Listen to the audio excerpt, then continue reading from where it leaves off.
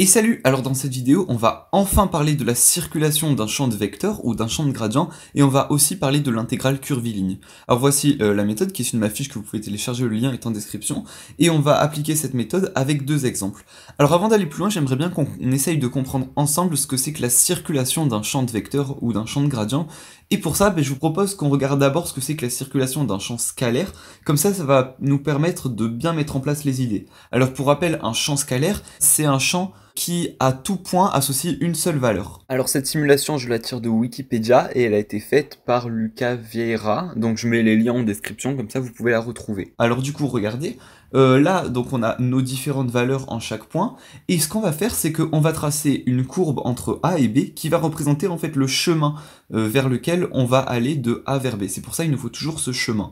Alors, si on regarde ce chemin, voilà, il ressemble à ça. Donc nous, on veut regarder ce chemin par rapport à l'origine. Donc l'origine, c'est la ligne rouge. Et du coup, nous, ce qu'on va faire, c'est qu'on va calculer tout simplement l'intégrale, en fait, le long de ce chemin. Donc ça, c'est dans le cadre d'un champ scalaire. Alors maintenant, si on s'intéresse au cadre d'un champ de vecteur ou d'un champ de gradient, alors déjà, qu'est-ce que c'est qu'un champ de vecteur ou de gradient?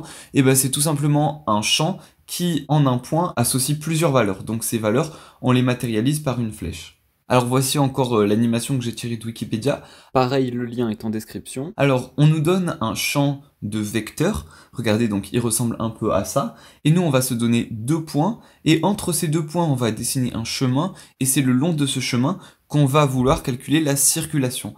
Alors, qu'est-ce que c'est que la circulation? Regardez, si je dessine en gros un vecteur tangent à notre courbe, en fait, ça va être la capacité que ce vecteur il va aller dans le sens du reste des vecteurs du champ ou à contresens de ces vecteurs. Donc regardez, si on parcourt la courbe, on trouve ça, on trouve une fonction comme ça.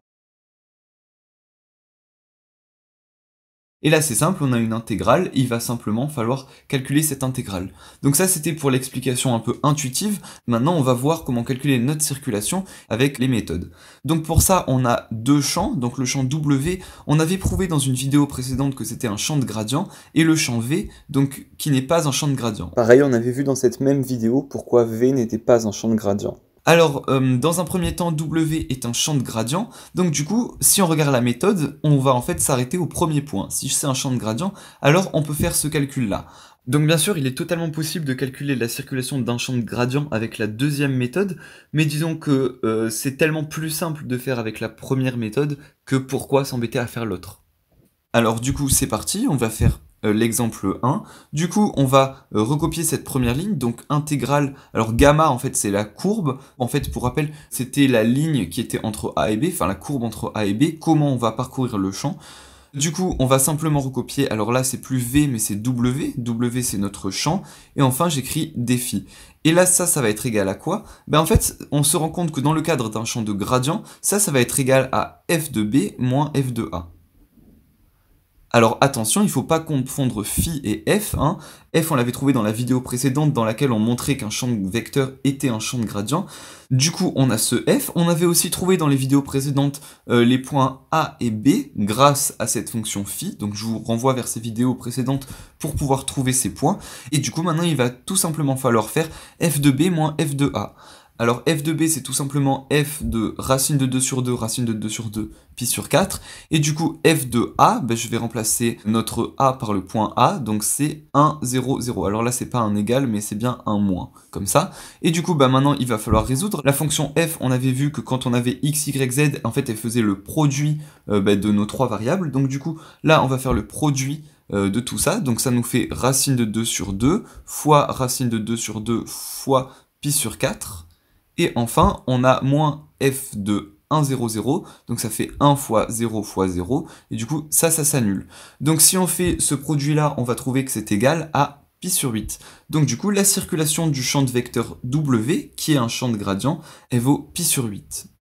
Alors maintenant, si on passe à l'exemple 2, l'exemple 2 n'est pas un champ de gradient, on l'avait prouvé dans la vidéo justement sur comment prouver qu'un champ de vecteur est un champ de gradient.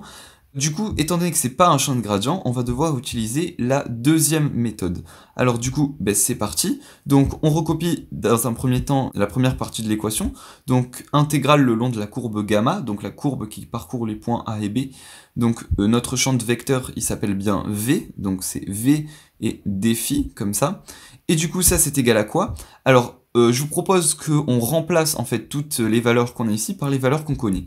Donc d'abord, on a l'intégrale entre a et b. Alors petit a et petit b, on avait dit que c'était le domaine dans lequel était défini t. Donc du coup, là, on a 0 et 2π, donc a égale 0 et b égale 2π. Donc c'est intégrale de 0 à 2π. Alors ensuite, j'ouvre les crochets. Ensuite, on a v de phi de t. Alors, v de phi de t, c'est quoi? C'est v, sauf qu'on va remplacer le x et y par les valeurs qu'on a dans phi de t. Donc, du coup, on va remplacer x par cos t et y par sin t. Donc, du coup, je peux copier ça. Donc, on a v, x, ça va devenir cos t, et y, ça va devenir sin t, comme ça. Et ensuite, on aura virgule phi' de t. Alors, phi' de t, c'est égal à quoi? Alors, je vais écrire ici. Phi' de t, en fait, c'est égal à la dérivée de phi de t par rapport à t. Là, c'est facile, on n'a qu'une seule variable, donc c'est pour ça qu'on peut écrire prime directement. Et ça, c'est égal à quoi? Eh bien, en fait, il suffit simplement de faire la dérivée de ça. Donc, du coup, la dérivée de cos, c'est moins sin, donc ça fait moins sin t. Et la dérivée de sin, ça fait cos. Voilà, donc là on a trouvé phi' de t. Maintenant on peut continuer de calculer notre intégrale, du coup ça nous fait intégrale de 0 à 2π. Alors là regardez, j'ai v de cos t sin t, donc du coup au lieu d'avoir x on aura cos t, au lieu d'avoir y on aura sin t. Donc du coup ça va me donner quoi? Ça va me donner donc moins y, donc du coup ce sera pas y mais ce sera sin t, donc moins sin t. Et du coup là j'ai x carré plus y carré, alors pour rappel x c'est cos t et y c'est sin t, du coup ça me fait cos de t carré plus sin de t carré, et donc ça me fait 1. Donc sur 1. Et ensuite je fais la même chose pour la deuxième partie de notre champ de gradient. Du coup on avait dit que x c'était cos t, donc là j'aurai cos t en haut, donc cos t. Et en bas j'aurai quoi? Donc x carré plus y carré, donc x et y on va les remplacer par cos t et sin t. Donc cos carré plus sin carré, ça va me faire 1 également. Donc là, j'aurai sur 1, comme ça.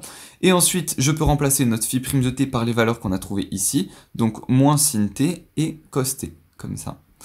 Et du coup, ben là, qu'est-ce que je fais? Regardez, là, j'ai un produit scalaire. On en avait parlé, il y a pas mal de vidéos, mais on va le rappeler ensemble. Alors, le produit scalaire, c'est quoi? Eh ben, déjà, il s'écrit dans les crochets comme ça. Et en fait, quand on aura plusieurs vecteurs, eh ben, on va multiplier les colonnes ensemble et on va additionner les lignes. Donc du coup, ça me donnerait quoi? Donc ça me donnerait l'intégrale toujours de 0 à 2π. Là, je multiplie les colonnes ensemble. Donc là, j'ai moins sin t sur 1 fois moins sin t. Donc ça me fait en fait moins sin t fois moins sin t. Les moins ensemble s'annulent et du coup, j'ai sin t carré. Donc du coup, j'aurai sinus de t au carré, et étant donné qu'on additionne les lignes, je vais additionner ça avec ça, donc je vais pouvoir mettre un plus, et ça, ben, je vais devoir faire le produit, c'est-à-dire que je vais multiplier cette colonne par cette colonne, donc du coup ça me fait cos t sur 1 fois cos t, et donc ça me fait cos t carré. Donc là j'aurai cosinus de t au carré, et évidemment le dt. Donc du coup, maintenant c'est assez simple, là on peut calculer cette intégrale, on sait très bien le faire, d'autant que ça va être encore plus simple puisque sin t carré plus cos t carré ça fait 1. Donc du coup, tout ça, ça nous donne 1, et j'aurai seulement l'intégrale de 0 à 2π de dt, comme ça. Et ça, bah, vous savez le faire maintenant, donc ça me fait t que je calcule entre 0 et 2π, étant donné que j'ai primitivé dt, je trouve t, et du coup, bah, ça va me faire 2π moins 0, autrement dit, ça va me faire 2π.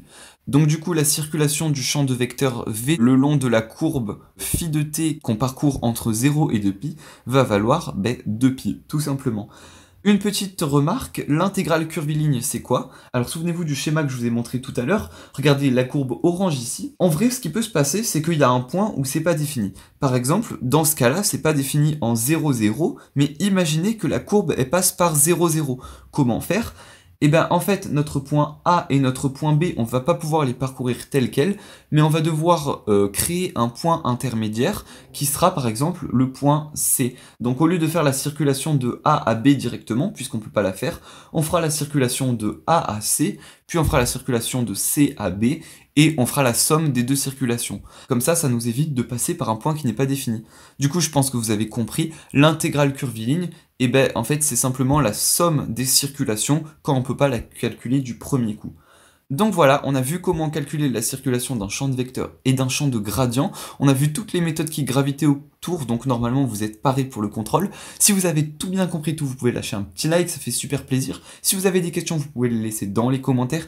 Et nous, du coup, à travers toutes nos vidéos, on aura parcouru quasiment l'intégralité de notre séquence de maths. Donc si on se reverra, ce sera probablement dans une prochaine séquence. Du coup, sûrement à très vite.